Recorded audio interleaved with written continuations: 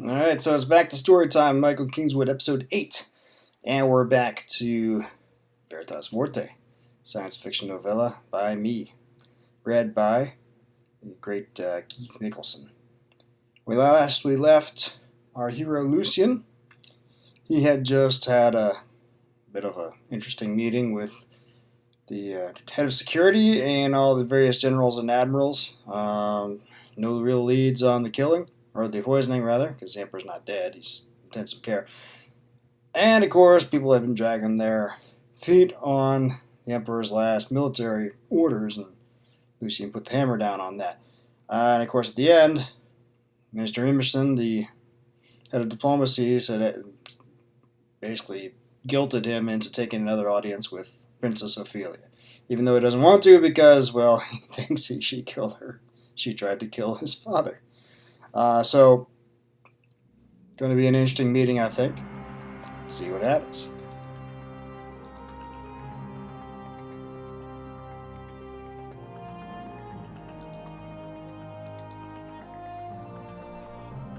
Veritas Morte, a science fiction novella by Michael Kingswood.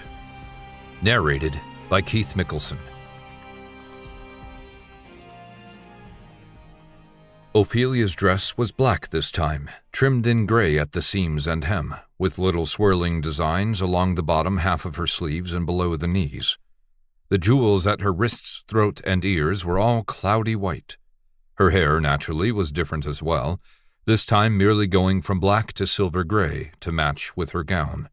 As she floated, as always the word walk did not do her justice, into the dining room and made a small curtsy of greeting, Lucian was struck yet again by her beauty and poise.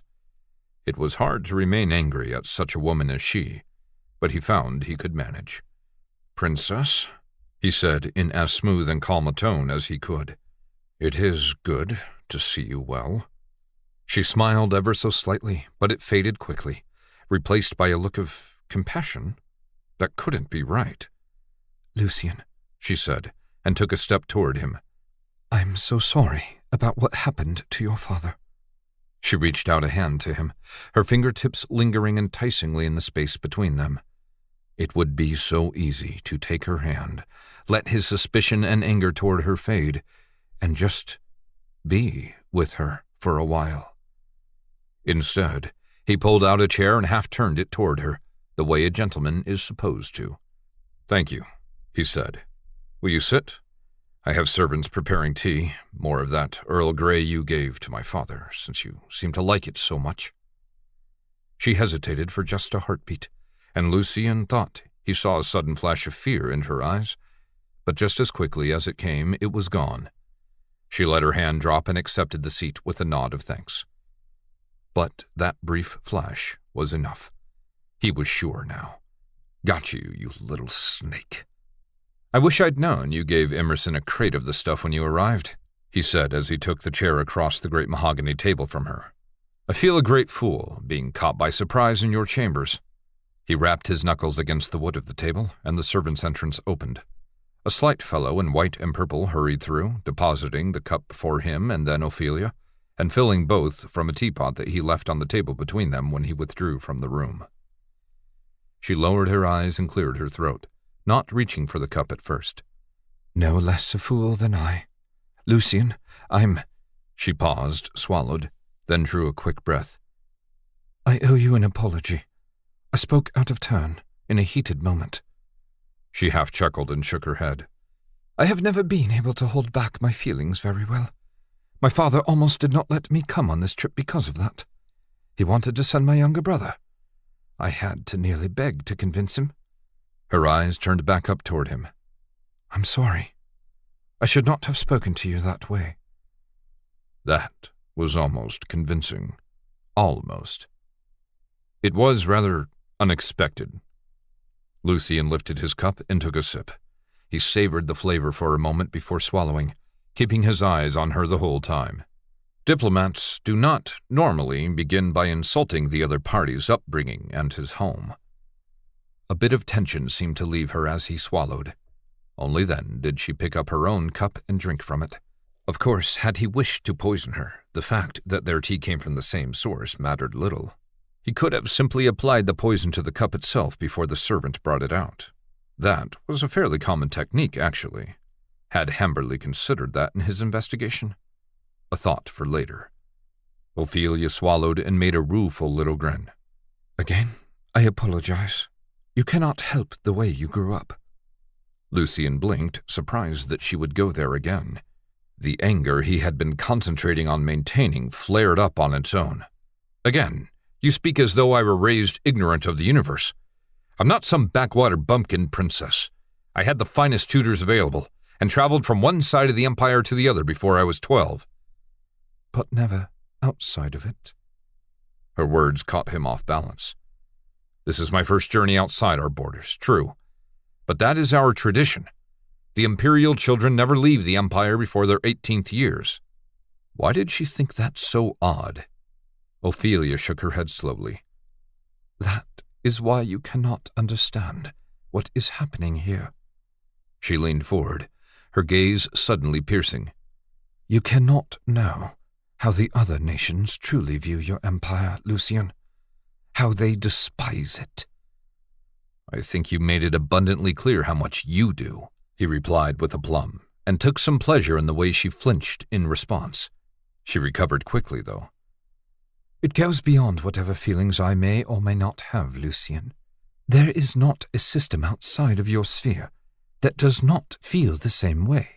Even some of your client states would just as soon you were gone the way of Tumen of Centaurus. Do you ever wonder why? Lucian snorted and waved a dismissive hand. Success always spawns enemies, envious people who— You cannot really believe that. Lucian raised an eyebrow at her. Why not? He had seen such reactions many times in people. Why not expect the same from nations as from individuals? Ophelia sighed and shook her head. When over the course of many years you see friends and allies subjugated one by one, you will naturally wish to see the one who destroyed them punished. That is not envy, Lucian. Why had he earlier found it difficult to be angry with her? We destroy no one, princess. Systems who enter the empire are built up, given the benefits of trade and imperial protection, improved infrastructures, law and order. Not a one of them is worse off for having come into our fold. Better off, you say? She stared hard into his eyes. I know of no fewer than 3 rebellions in the last decade alone. Quick to start, and just as quick to put down. You cannot claim you do not have your own malcontents. This was quickly becoming tiresome. He set his teacup down on the table and leaned forward. What do you want? Ophelia cocked her head to the side for a moment as she considered him. Before speaking, she took another sip of her tea. I want peace, Lucian. I came to implore your father to stop his aggression in Corellus and let his neighbors live without interference. She had a strange notion of aggression if she thought Quora was the one who instigated hostilities with Corellus. But just then he realized he had neither desire nor patience to debate with her. I see. He pushed his chair back and stood up. I'm sorry to disappoint you. He turned to leave. Normally he would have been the one to dismiss her, but he just wanted this encounter to end. Lucian, wait. He didn't want to, but he found that he could not deny her. The way she said that was warm, full of need. It made his knees go all wobbly. He had to draw a deep breath to keep his voice level. What? He looked back over his shoulder at her. She gazed at him with wide eyes that seemed, for the first time, genuine. Your father pursued a path of conquest, but you don't have to. Now that he's— He rounded on her, clenching his fists at his side to avoid lashing out with anything besides his tongue. Don't talk that way about him, princess. He's not dead. Yet. She said it calmly, but not without warmth and compassion. But how long can he last? I'm told he's in a deep coma, despite your doctor's best efforts. Lucian nodded. And if he recovers, will he be the man he was? He did not trust himself to speak at first. All the anger that he had been holding toward her faded beneath heartache, as her words brought his father's condition fully back into his mind. He had pushed it aside, beneath thoughts of the investigation, the reinforcement of Neo Novos, and his surety of her involvement in the assassination attempt. But she was correct. The doctors could not name the compound that had been used to fell his father. It was a toxin they had never encountered, but it attacked the nervous system, and it seemed to have severe degenerative effects. Even if the Emperor survived his ordeal, they were fairly sure he would lose most of his faculties. But Ophelia did not need to know that. We shall see. She smiled a sad little smile. We shall. She rose from her chair and stepped around the table to stand in front of Lucien, and once more her scent flooded into his nostrils. It was different this time, more musky, and all the more exciting for its difference. One way or the other, you will rule your empire soon, Lucien, and you can be better than the men who came before you, more just to your own subjects as well as to your neighbors. He swallowed, but did not reply. He found he had no words. She leaned a little closer, spoke more softly, in a near whisper.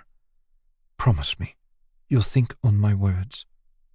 He felt her breath on his cheek as she spoke, and it was like the heat of a furnace. And then she turned and swept out of the room, leaving Lucien to collapse back into the chair he had just vacated. He was completely and utterly spent, and could not figure out how he had so quickly gone from having the upper hand to being the one who had been vanquished. Well, that escalated quickly. Go from thinking you got the upper hand to, whoops, hey, look at that, she pulled the rug out from under you. I think every guy in existence knows that story. So, alright, lots for Lucien to think about. Lots for us to think about, too. Lots to look forward to in the next episode, where we read the next scene. But of course, if you can't wait, go buy the book. Find it everywhere. Ebook stores, only Amazon at the moment. That'll change soon. Audiobook everywhere, print book everywhere. Come by my website, say hi, drop an email, sign up for the mailing list if you want to learn about new releases and good, cool promotions. Or just go and send me lots of bucks on Patreon. Or just come back next week. Up to you. Anyway, love you a long time. Don't do anything I wouldn't do.